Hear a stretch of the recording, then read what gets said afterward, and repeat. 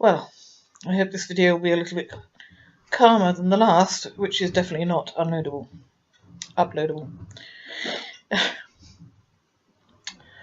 I've wondered for a long time whether my mother was in fact my mother.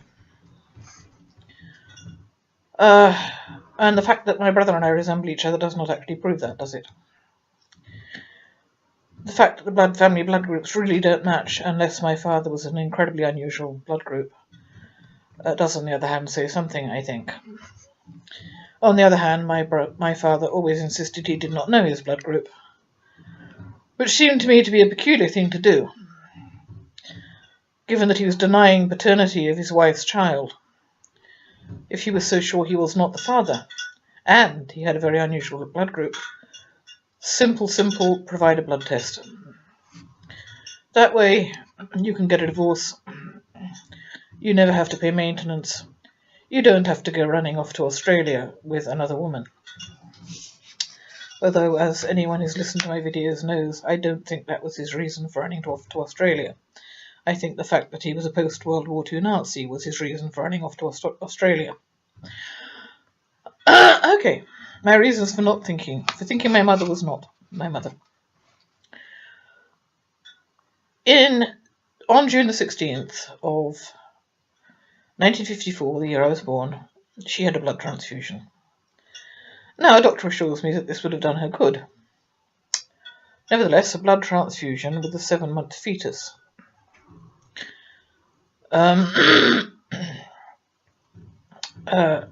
Having been pregnant twice, I would have been distinctly worried. The doctor who told me it was no big deal does not have children. And this was in 1954. My children were born respectively in 1975 and 1984, i.e. technology had advanced a lot, and I would still have been extremely worried if I had had to have a transfusion at 7 months pregnancy. My mother vividly described to me collapsing in the hall in a pool of blood. That doesn't sound very hopeful to me, if she was pregnant at the time, although of course I have to admit I don't know if that was during her pregnancy with me or at some other date.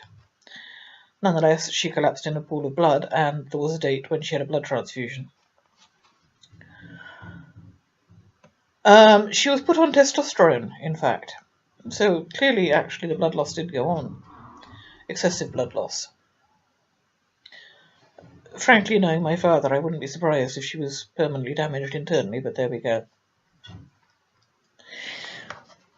She had to be taken off testosterone when she arrived in Southampton. I've got a horrible feeling I might have recorded this recently, because she was told that she might develop male characteristics, so she kept it up.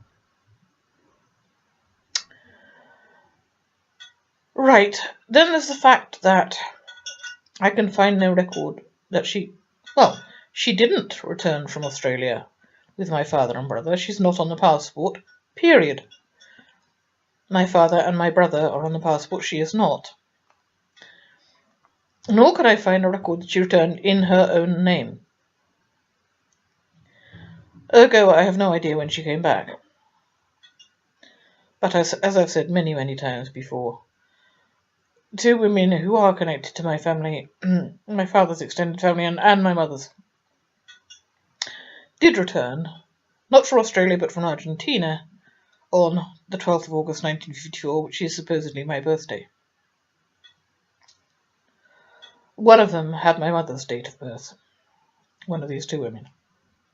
I've said all of this before.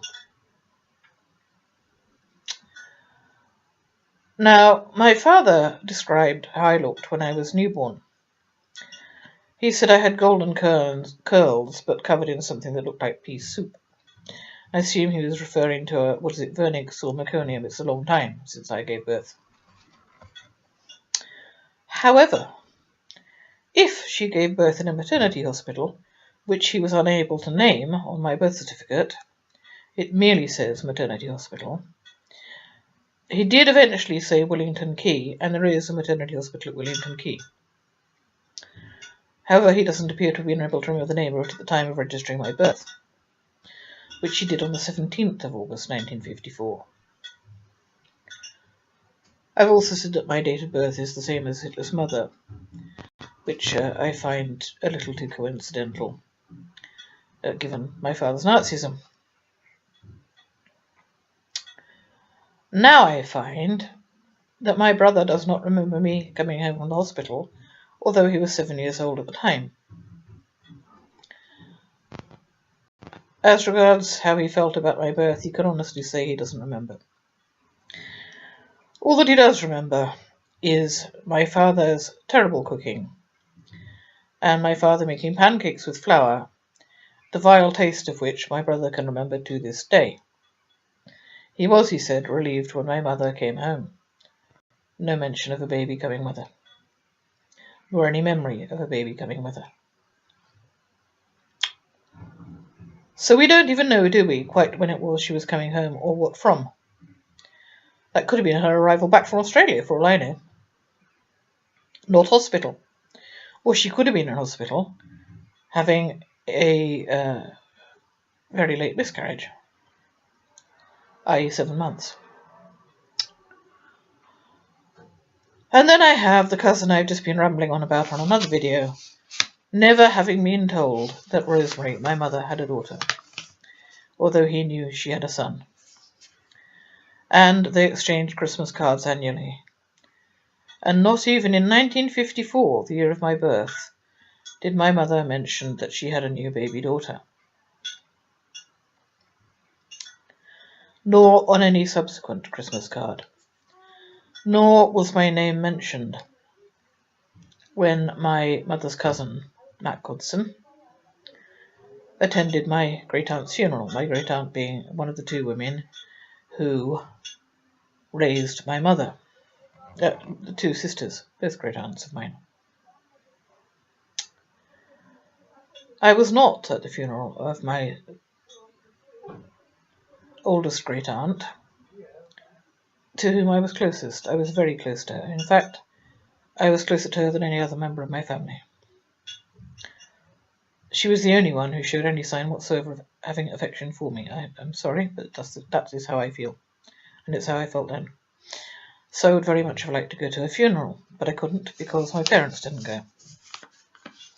In other words, my mother, did not go to the funeral of the woman who had been her surrogate mother, her not adoptive mother, but her guardian, the woman who brought her up.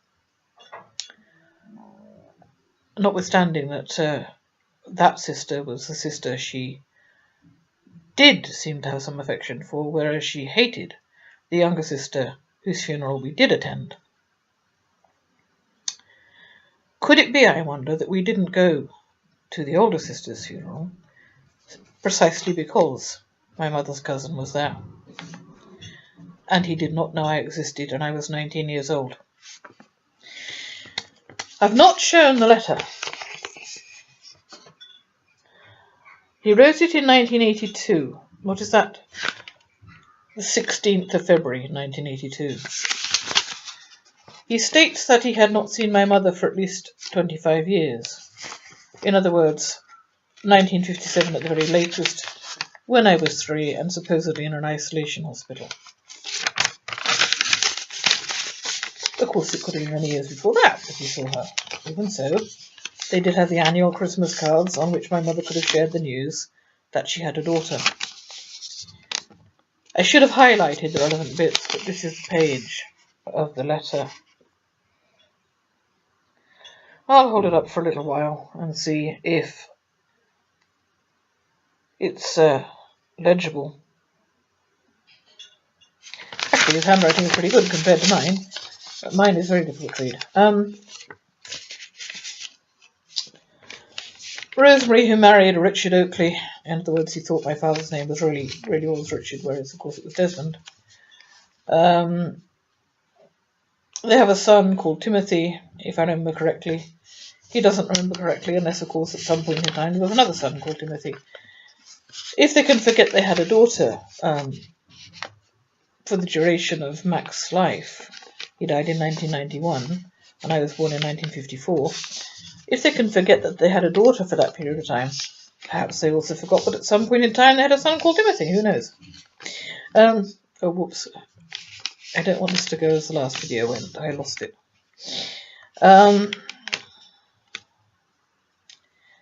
There may be more. He's referring to children now. They have a son called Timothy. If I remember correctly, there may be more, but I haven't seen her for at least 25 years. Again, Christmas cards only, which is why I keep referring to my mother's numerous opportunities to mention the fact that she had a daughter. Annually, at least, she had the chance to say on her Christmas cards, "Love from Dick, Romy." She always put my father's name first. "Love from Dick, Romy," her nickname, short for Rosemary, "Mike and Sue." This is the way I remember her signing numerous other cards, but presumably she must have left the Sue off when she sent Christmas cards to Matt Godson. And God knows how many other relatives. It's not as if I examined every Christmas card she ever wrote, is it? Why would I? All I know is I never met Matt Godson, and Matt Godson did not know I existed. I never met my mother's cousin Ruby. Whether she knew I existed, I have no idea. As a matter of fact, I never met any of my mother's cousins. And in fact, the sum total of her family whom I met were the two aunts who raised her, which makes it all the more odd that we did not go to the funeral of the older aunt, and her brother, his wife, and their two children. That was it. I had no idea my mother came from a huge family. I thought we came from a tiny family. I also did not meet very many of my father's relatives. In fact, to be precise, his mother and his sister. Oh, and his sister's husband and daughter. That was it for that side. They also had numerous relatives mentioned in numerous letters who are names only to me.